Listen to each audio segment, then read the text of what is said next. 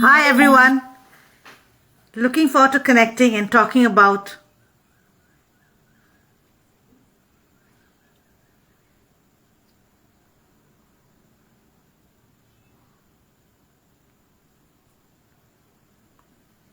Hi everyone, looking forward to connecting with Chef Joel and talking about the slow food movement.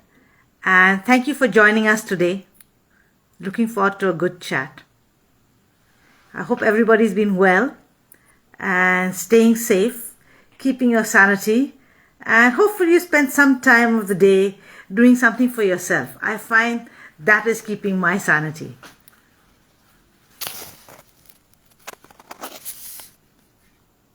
Let me invite Chef Joel to join us.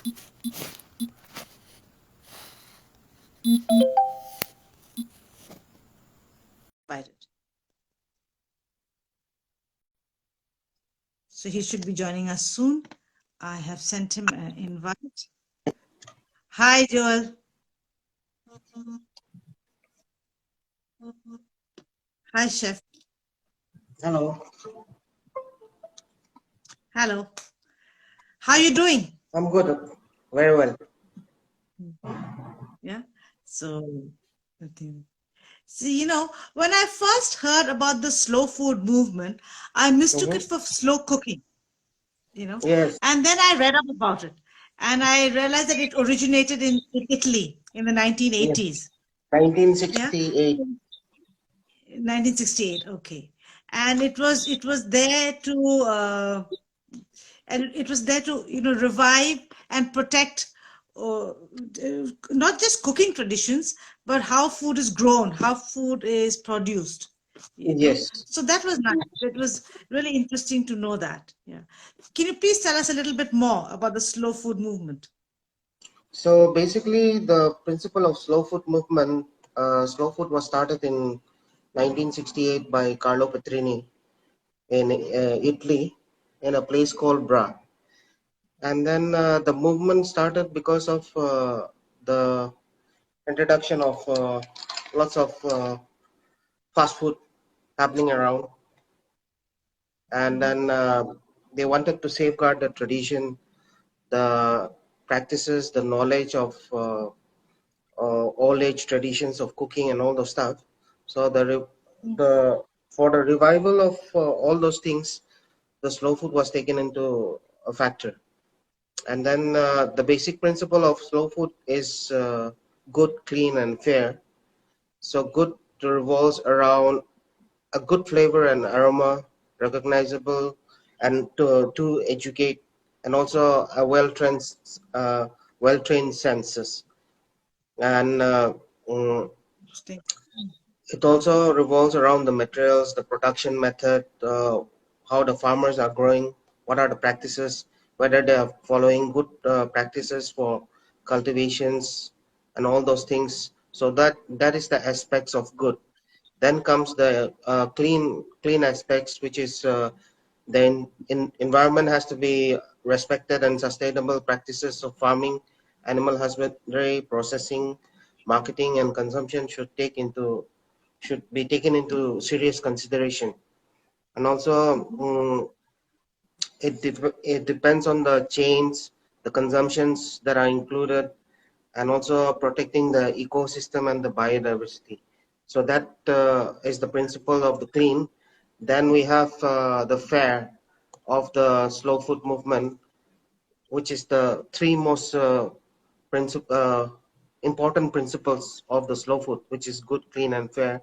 So fair is like social justice should be pursued through the creation of condition of labor, respecting the farmers, and also respecting what they produce for us, and uh, balances of global economics through the practice of sympathy and the diversity and traditions. That's very interesting.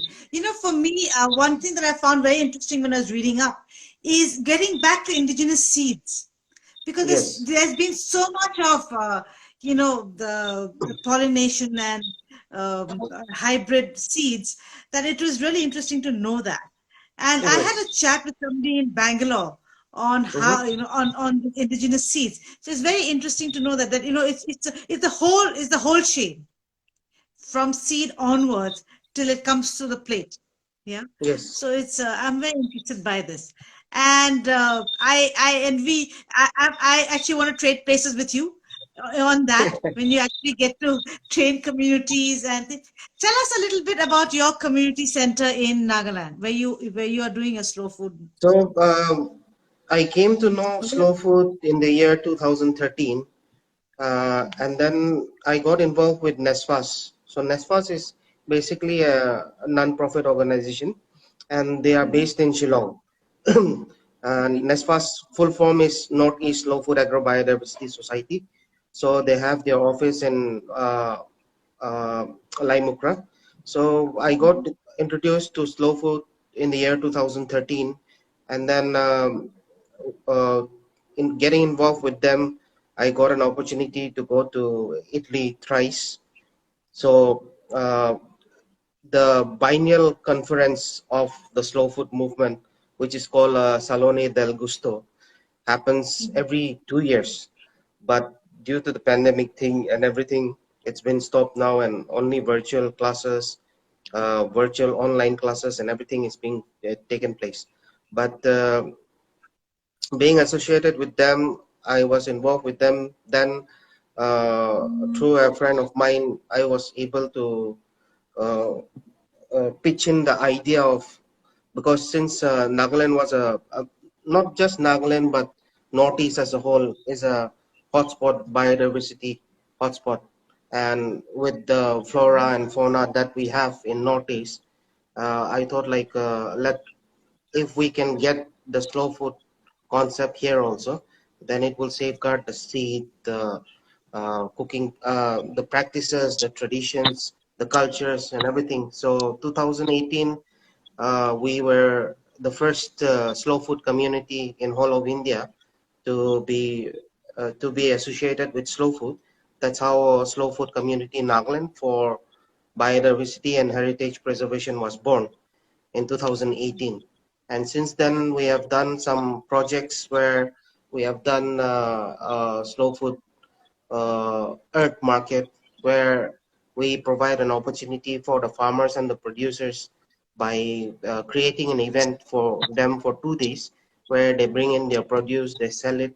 And also we have done projects like uh,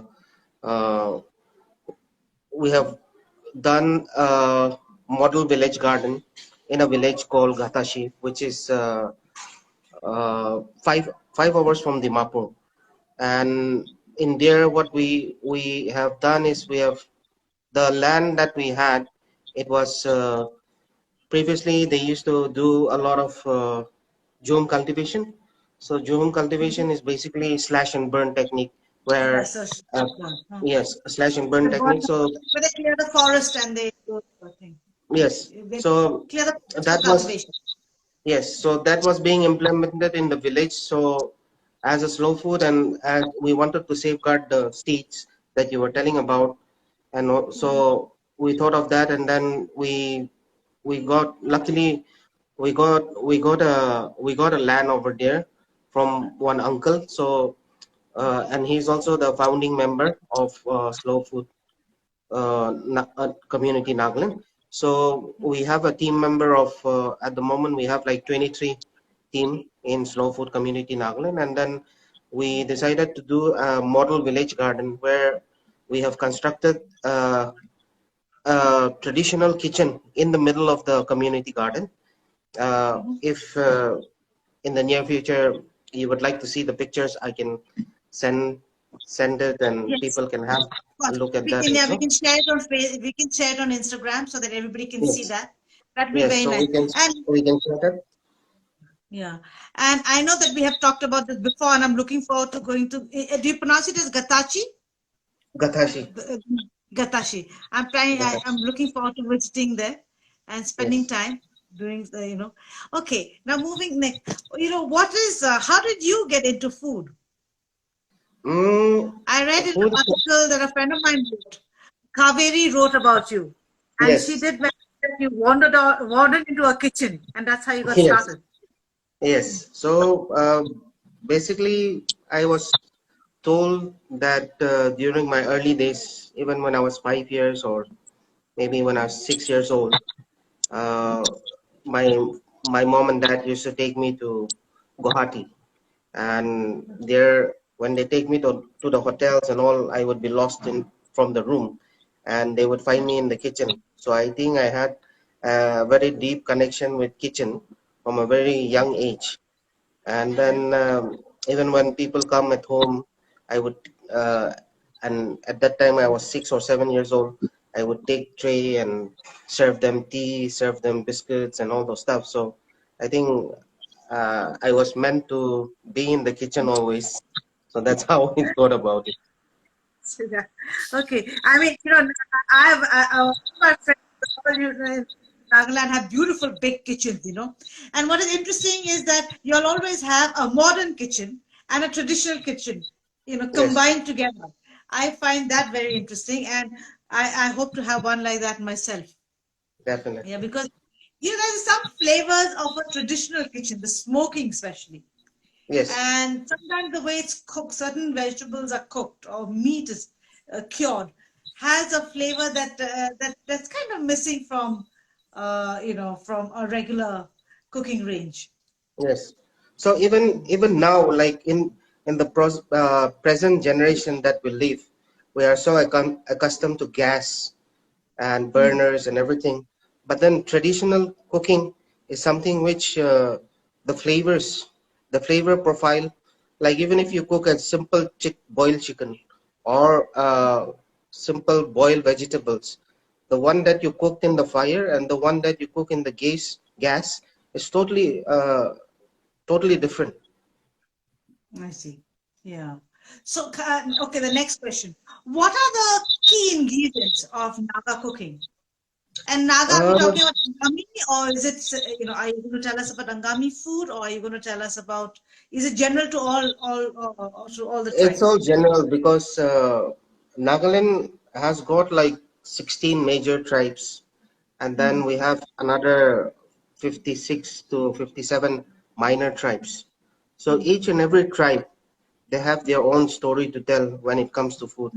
And mm, also, even if they are using the same ingredients, the from the cooking techniques and everything, the flavor profile changes.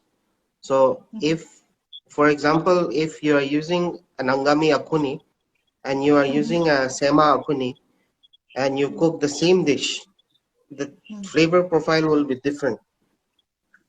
I Even if see. you are using,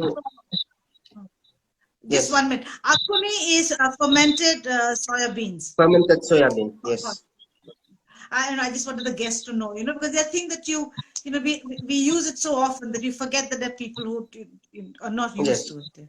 Yeah. So and then basically like we use sumac powder, which is found locally over here, What which is is it? called, it's a brown color herb kind of thing. Like in the Oh, Middle Eastern, you find a little red yes, this color. is the modus sumac. Yeah. Yes, but in here it's little bit, the color profile is different. Then the flavor profile is also different. And like souring agent is used in cookings as well. Like we have sumac, then we have bamboo shoot, and bamboo shoot we have three forms, which is dry, uh, then we have wet fermented bamboo shoot, then we have water, bamboo shoot water as well. So these are all used in uh, a lot of cookings of the different tribes also over here. Similarly, like in Guwahati, you find elephant apple, otenga, Mm. which they Oh, use for souring agent for the fish and everything. So each and every state has got their own connotations of using the ingredients, but bringing out the flavor and the essence of it. mm. And so you've told us that akhuni, which is fermented soya bean, three types of bamboo shoot, Yes, sumac. In fact, somebody has put a comment. It's so interesting. I had not heard of sumac outside of the Middle East. So the Yeah. So sumac that we find over here, it's also called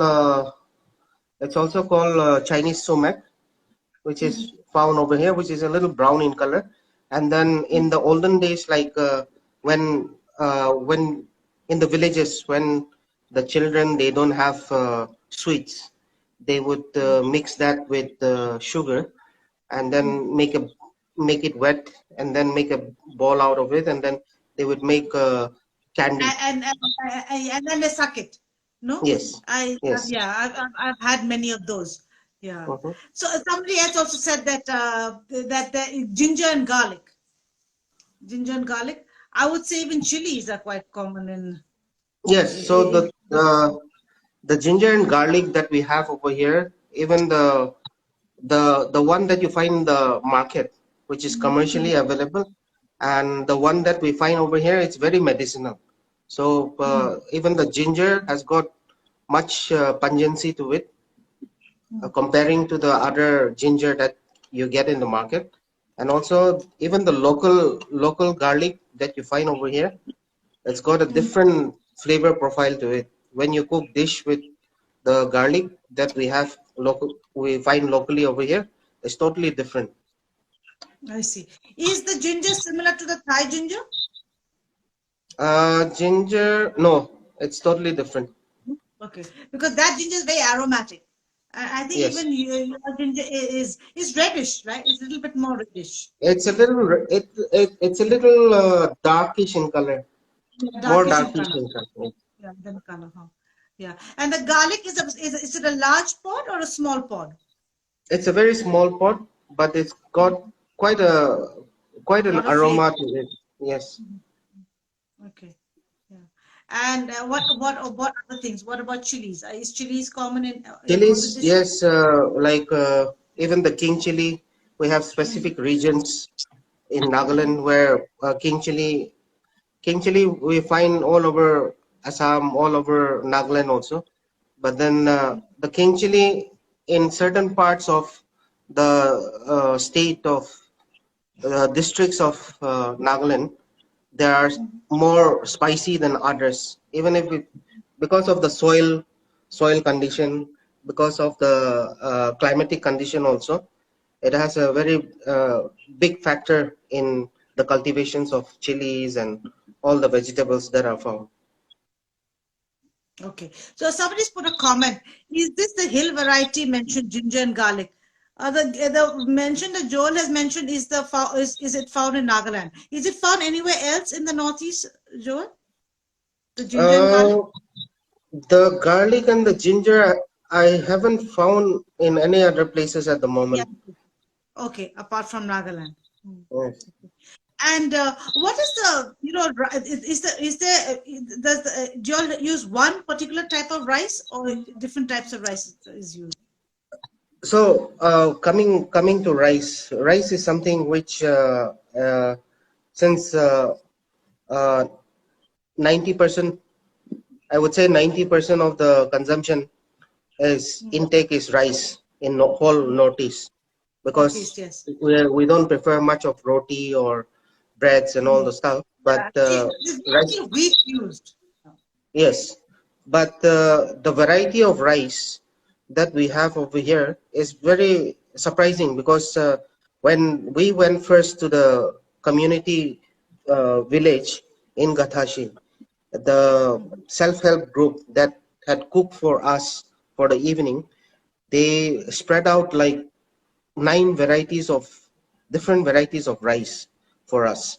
Some were some were red in color, some were brown in color, some were white in color, some were sticky.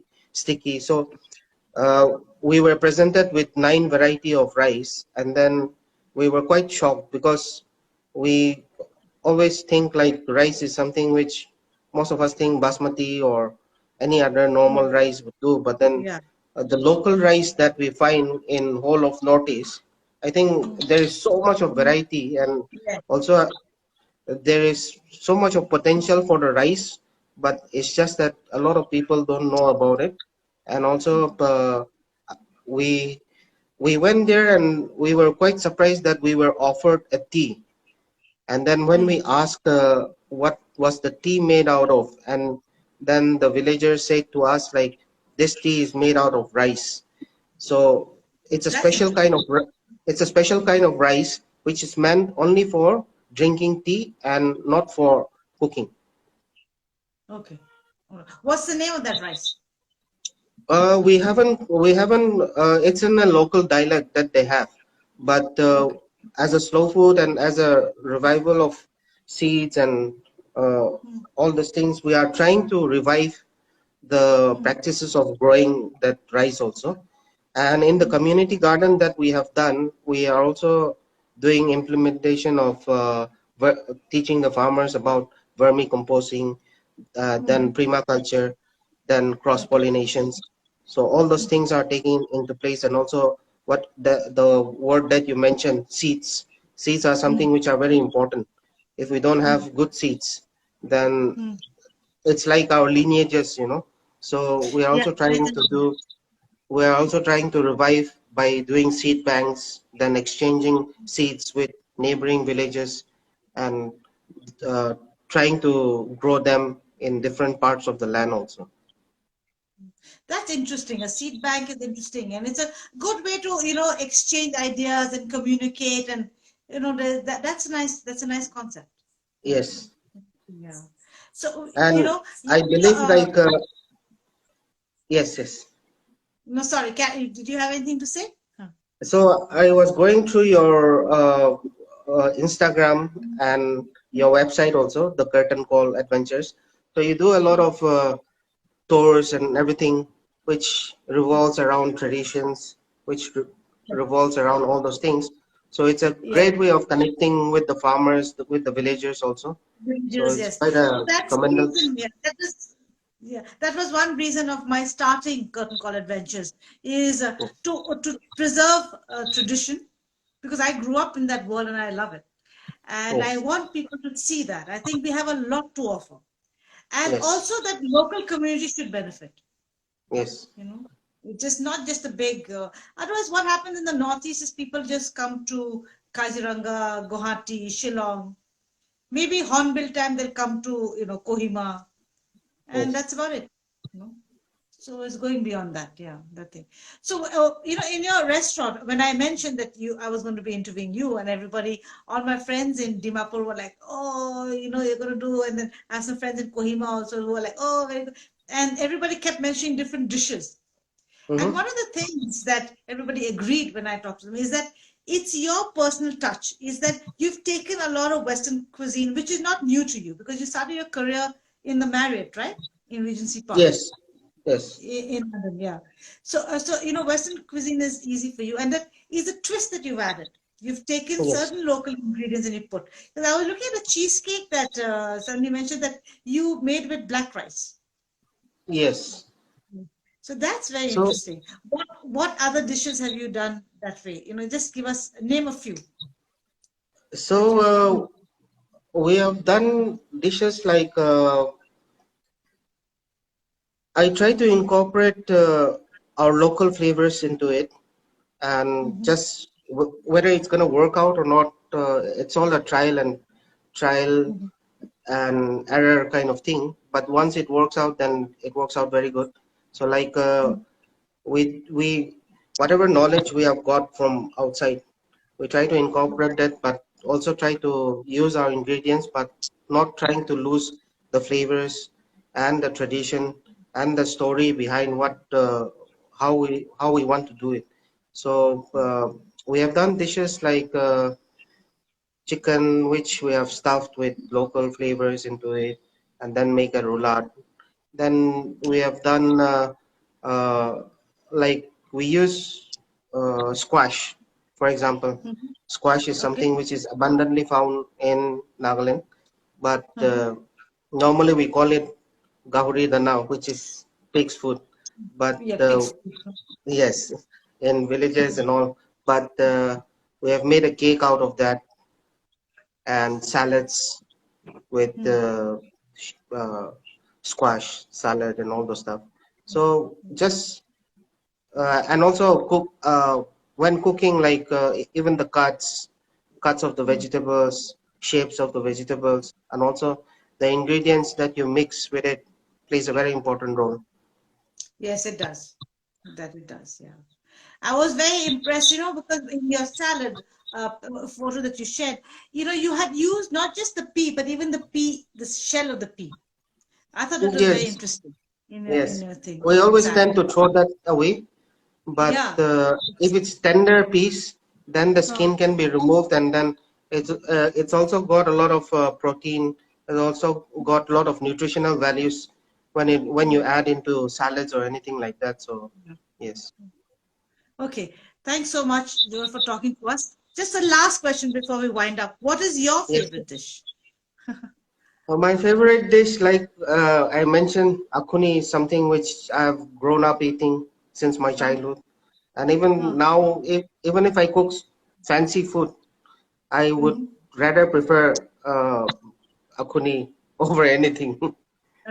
And what do you have it with? I cook like mostly stew, boil with Boiled vegetables pea. or Okay. smoked pork like that. And So but thank you so much. Huh. my meal is not complete with chutney. Acha. Yeah, Chutney the has to chutney be there.